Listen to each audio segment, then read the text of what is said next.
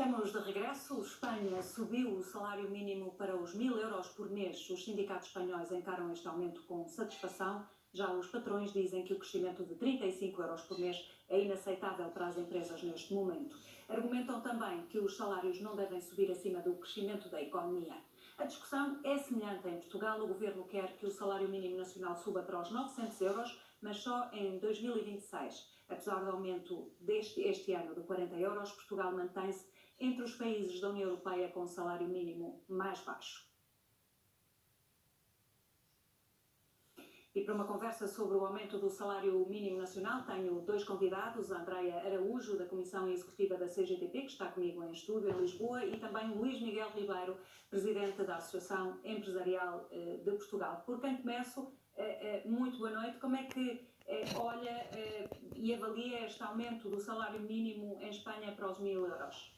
Podemos fazer comparações? Não podemos fazer comparações porque a base de partida é uma base diferente. Eu recordo que nos últimos 7 anos nós tivemos um crescimento do salário mínimo em Portugal em paridade de poder de compra, cerca de 35%. Um aumento de 35% em 7 anos. O crescimento da nossa economia não foi nada que se compare com isto. Mas neste momento temos um contexto que ainda é mais complicado para as empresas, o aumento do salário, que é, nós fomos confrontados com aumento dos custos da energia, aumento dos custos de combustível, aumento dos custos da matéria-prima, aumento dos custos da logística e dos transportes, e por isso as empresas não podem ter em simultâneo um acréscimo de todos os custos, porque terão de fazer repercutir no valor final, no preço final dos produtos, daquilo que produzem. Mas os empresários estão ou não de acordo de que realmente o ordenado mínimo nacional é baixo? Porque, aliás, factualmente é um dos mais baixos da Europa. É verdade. Nós precisamos de ter salários mais elevados. Agora, há uma questão que nós temos de ter consciência, que é o salário não deve ser definido por decreto. O salário é uma remuneração do trabalho prestado. E por isso, o salário deve ser em função daquilo que é a produção e a produtividade que a empresa tem, aquilo que é o contributo de cada pessoa, porque trabalhadores diferentes produzem de forma diferente, podem e devem ter rendimentos diferentes, salários diferentes, e por isso aquilo que nós dizemos sempre é o salário não deve ser definido por decreto. O salário tem que ser definido em função daquilo que é capacidade, aquilo que é produtividade, aquilo que é competitividade das nossas empresas, e por isso deve remunerar melhor. Muito bem, deixe-me trazer à conversa. Sim. Sim, eu estava a dizer que neste momento vemos um período em que os salários estão naturalmente a aumentar, até porque tem havido, e as empresas têm sido confrontadas com escassez de mão de obra, e por isso, naturalmente, o mercado está a levar a que este aumento aconteça de uma forma natural e pelo funcionamento do mercado. E, por outro lado, temos que, e certamente falaremos nisso, que é a questão do salário médio e da retenção de talentos, que esse deve ser também uma preocupação que devemos ter. Já lá iremos. Passo para si, Andreia Araújo, com este exemplo dado por Espanha, também com uma realidade económica diferente, e este caminho apontado pelo Governo para se chegar aos 900 euros por decreto. Muito bem. Essa questão do decreto, para já é preciso lembrar que o salário mínimo nacional em Portugal tem uma função social e um dos critérios para esse valor que se encontra é desde logo as necessidades dos trabalhadores e das suas famílias. Esse critério está estabelecido na Constituição da República Portuguesa. Também era bom, de uma vez por todas, perceber porque é que o salário mínimo nacional é, de facto, um valor encontrado existe em Portugal, e porque é que existe e quais são as necessidades para que ele, portanto, é estabelecido. Em relação ao valor e aos 900 euros para 2026, aquilo que a CGTP considera é que é muito mal que este valor só se confirme em 2026. Nós precisamos, em Portugal, uma emergência nacional, que os salários tenham, de facto, um aumento muito significativo. O salário mínimo nacional e o resto de todos os salários. Porque nós todos os dias, em Portugal, ouvimos falar, por exemplo, na pobreza infantil. E isto tem causas, ou seja, as crianças em Portugal não estão mais pobres porque tiveram a infelicidade de nascer em Portugal. Estão mais pobres porque os pais dessas crianças ganham mal. Não é? E, portanto, quando nós dizemos que a taxa de pobreza infantil está a aumentar, aquilo que estamos a dizer é que cada vez há mais crianças, por exemplo, que não podem ter a possibilidade de comer uma refeição de carne ou de peixe em cada 2 dias. Portanto, as estatísticas mostram-nos isto.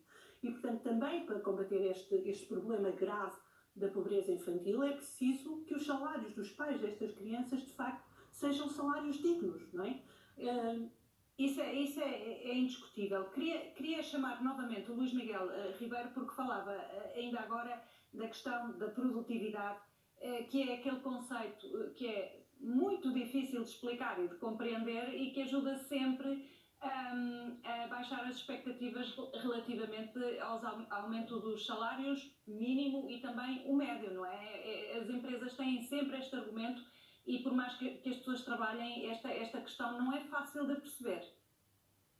Não, esta questão é fácil de perceber porque é uma questão factual e é uma questão que resulta da nossa capacidade, da nossa produtividade e que se reflete na competitividade das nossas empresas. Ora, se nós mas do ponto de vista do trabalhador, obviamente não é por trabalhar mais horas, e as pessoas estão a trabalhar muitas horas em Portugal, que realmente acabam por produzir mais do ponto de vista da empresa.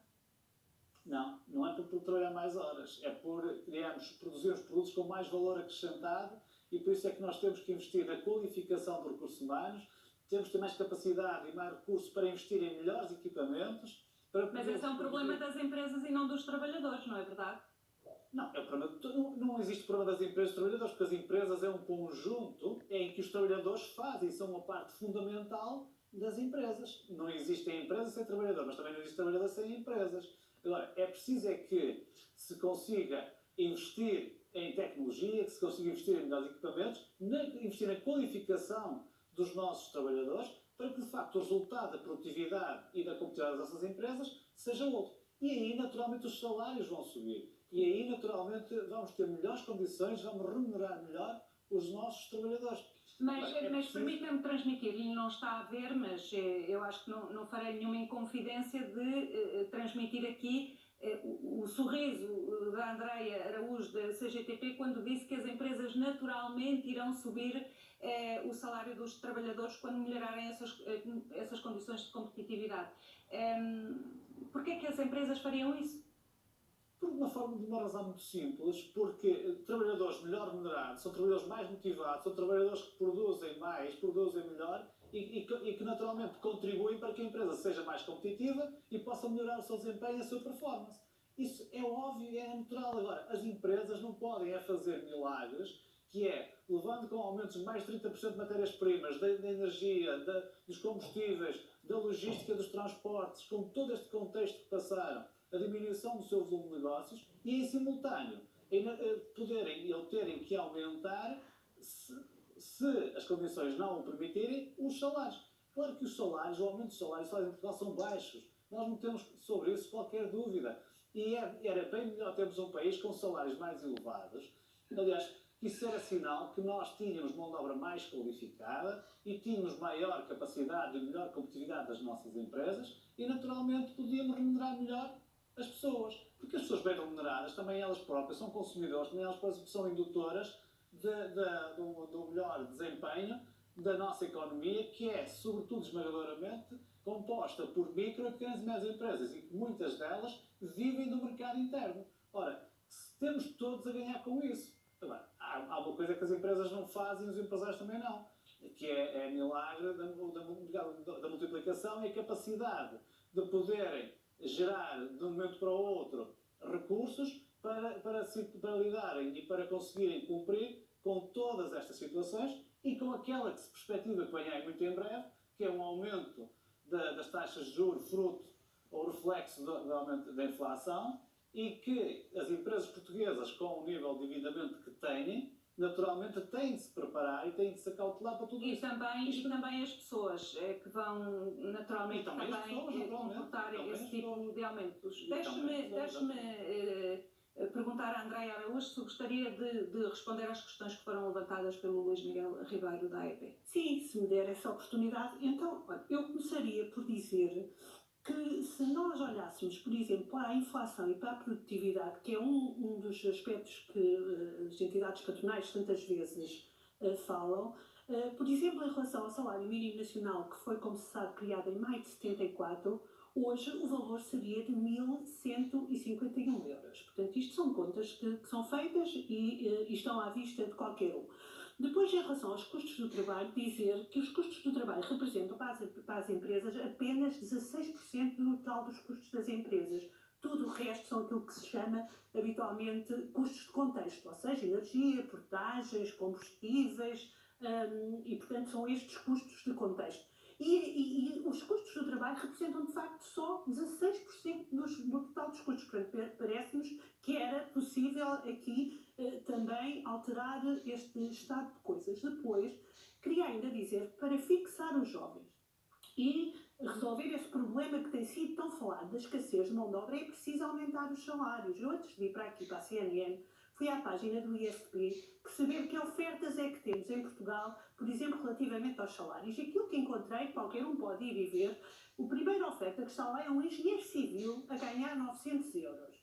Depois segue-se um mecânico de máquinas industriais a quem se oferece 705. Depois um pintor de automóveis, mais 705. Um cortador de carros, 705 euros. Um turista de veículos pesados, 705 euros. E com isso fica tudo. Acha que os jovens ficam em Portugal a fazer o quê? Quero agradecer-lhe, Andréia Araújo, e também assim Luís Miguel Ribeiro, o ter estado connosco e também responder às minhas perguntas nesta edição da Noite da CNN, e aos dois agradeço e desejo uma boa noite, até uma próxima oportunidade. Boa noite.